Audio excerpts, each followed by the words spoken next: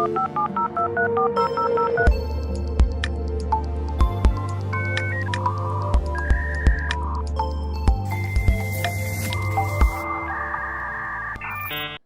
afternoon and welcome back. We continue with our interviews. Now we are joined by Stephanie from Snode Technologies. Welcome. We are celebrating 20 years of cybersecurity. What's your view and what do you think it has brought to the industry? No, I think it's been massive especially for the South African industry. It's my 5th time here now, and I think every year it feels like it keeps growing. I think what it gives back to the South African community, especially Stephan, our founder, he's been in the industry for 20 years, and he knows that when they come here, it's like old friends meeting, sharing ideas, and so now it's been great and almost like foundational for cybersecurity in South Africa. Oh, interesting. Thank you. Anyway, moving forward, Snode has been working on digital twinning in cybersecurity. Can you explain the concepts that relates in cyber digital twinning? Yeah, so I think the concept was first trialed more in physical infrastructure. So thinking buildings, roads, those kinds of things. And what the idea was is that you make a copy or a clone of what you have, and on that you can run simulations. So within cybersecurity, we've been playing with the idea of a digital twin of environments, which we secure. Now, from a digital twin perspective, there's many kind of different use cases and you need to have different data sets. So understanding the assets on the environment, understanding some threats that act within the environment, and also what vulnerabilities exist within an environment, then allows you to create this digital twin or a copy of that environment.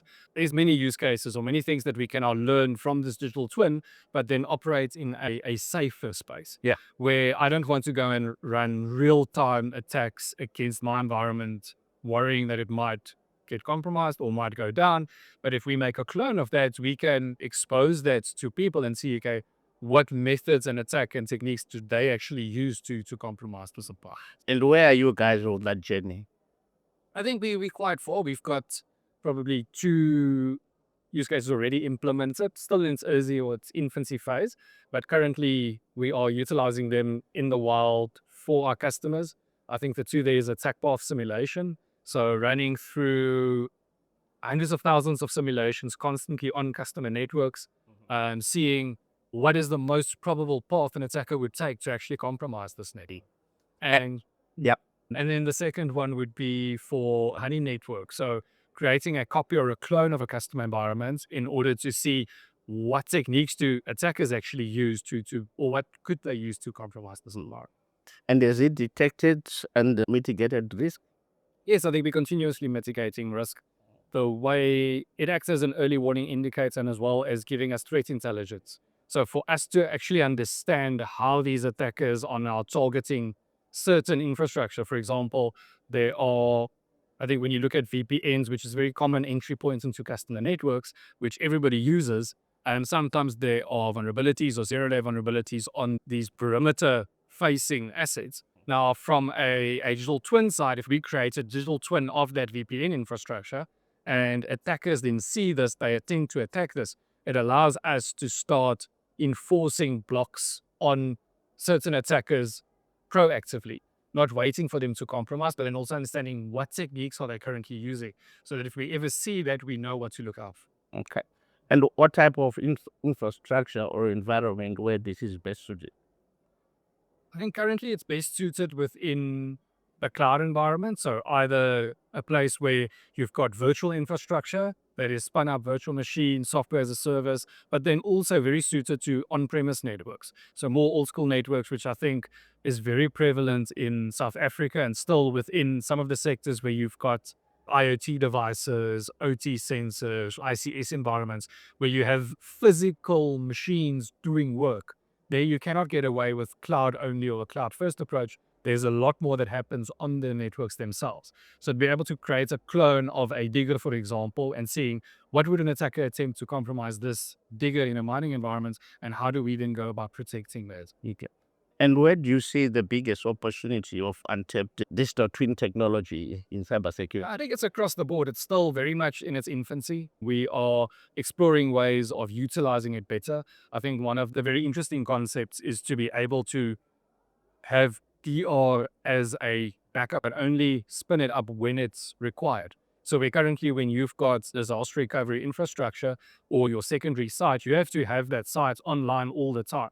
Now, this incurs cost for any time that it's running. You have to do maintenance on that. It's extra patching, and it's also another security risk within your environment.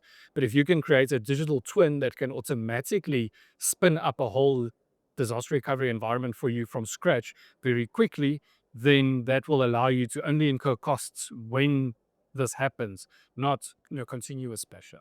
Mm. Earlier on, we spoke about us celebrating the 20th year of ITWeb Security. In the last 20 years, how is cyber criminals evolved, and what are the biggest moments and changes that we've seen? I think so I've only been in the industry for 8 years. So 20 years back is a long time. And I think 20 years back, I'm trying to think back, but I mean, internet, there was interconnectivity, but not that much. I think at that point you had antivirus and that was good enough. Then probably 10 years ago, 8 years ago, you started having endpoint protection, which is more in line. We have to react faster to malware, not just focusing on signatures like an old school antivirus, Yeah. and also seeing technologies where you now monitoring logs of what's happening on my network or what's happening within my applications. Where I think in today, in my journey so far, has been a very big shift into automation and responding and bringing everything together. In the past, a lot of the tools you had were disparate. You have your endpoint protection that's sitting on the one side, you've got logs sitting on the other side. But now in today's world, you want to make sure that everything is speaking to each other. You want to bring the data sets together so that you can gain knowledge and intelligence from that data, not just only retrospectively looking at that. Okay, thank you. Now, let's talk about Snode itself. It's one of the most successful companies that are growing. What are the areas that you guys are focusing on? I think for us, our foundation has always been excellence and innovation. Yeah. I think from that point, we want to make sure that, so our motto is solve cyber. We really want to solve the problem that is cybersecurity. We don't want to be a vendor that brings you technology and have you almost figure it out and then walk away, but we want to work with you to limit your threat exposure. One of our big focus areas this year and in the last 2 years has been continuous threat exposure management, making sure that now that we have all these tools in place to be able to detect threats and respond to them, how do we go about mitigating and reducing threat exposure? Because if we go and reduce risk, we become preventative. We're not continuously responding, but we're just making sure that that risk is lower and lower and lower. That reduces the noise and that allows us to respond faster and also act with more confidence when the time comes. In your expansion journey, which some of the countries that you guys have footprinting on? So I think currently we've always had a very big focus and a passion for Africa and South Africa. Yeah. I think it's a very underserved market and a market that maybe sometimes gets taken advantage of in a sense. But we've always been passionate about that. And with that said, I think some of our expansion focuses have been very much around Southeast Asia. So it's also a market that is a bit underserved, and it allows us from a South African point of view, where we are quite agnostic in terms of we don't choose sides in a sense. So we can help them and service them. And then also looking at the United Arab Emirates, so looking at expanding to these sectors. Hmm. And what kind of differences do you see in cyber maturity in countries that we operate in? So there's vast differences. I think not necessarily so much countries, but almost in industry sectors is almost bigger. When you look at like the banking sector in South Africa, very mature. They know they probably have bigger teams than most SOCs run, but they've been doing this also for 20 years. And then looking at the countries, I think the issues that we face in Africa and South Africa are sometimes very different than issues maybe that you're facing in Southeast Asia. In South Africa, it's common to see credentials being sold for quite cheaply, whether that being a compromised account or whether that being a person that is malicious.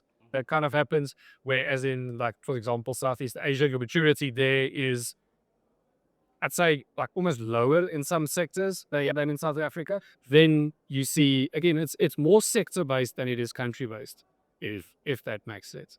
Lastly, everybody is talking about artificial intelligence. How has that helped you or impacted your team in terms of your business? I think the impact in cybersecurity in general has been big. With the uprise of AI and LLMs, it has allowed more people to have access to the knowledge to build malware and to perform attacks. In the past, somebody had to be a little bit more specialized. Yes, they could go buy stuff from the dark web, but now you can almost trick ChatGPT or Gemini to write you a script to try and compromise this. So the barrier to entry has been lowered, and that has reduced or increased the amount of people attacking. But then on the other side, from a blue team or a defense perspective, it's allowed us to automate and contextualize information a lot faster. It's also allowing us to have our more junior analysts understand concepts better because they can now get a event or investigation or a case, put that into our local large language model that we are training from the more senior resources, and then have all that vast knowledge that the senior resource has with their experience, but then read that out from their local side and then also utilize and implement that. So I think it's twofold, but probably for us, the biggest change is I think everybody now, when they think about AI, they think about LLMs, so like ChatGPT. Yeah. But AI is also machine learning and anomaly detection, which in cybersecurity industry allows you to, in millions or billions of records or data sets, to pick out small differences in behavior or activity, which a human will never be able to find. Or you'll need thousands of humans just to go and look for all of these. So from a Snode's perspective, that allows us to bring and almost surface the threats that are unseen in past ways. Stefan, thank you so much for sharing your views with us. And we also would like to thank Snod for making sure we have the studio. Thank you so much for your time. Well, appreciate it. All right. Keep watching. More interviews are coming up. Thank you.